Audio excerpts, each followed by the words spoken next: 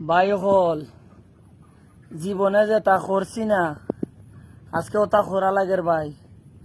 ওই দেখো ভাই খোলস দিয়ে গিয়া ওই আওরের মাঝখান থেকে রে ভাই হাতুরিয়া হাতুরিয়া পানি আনি।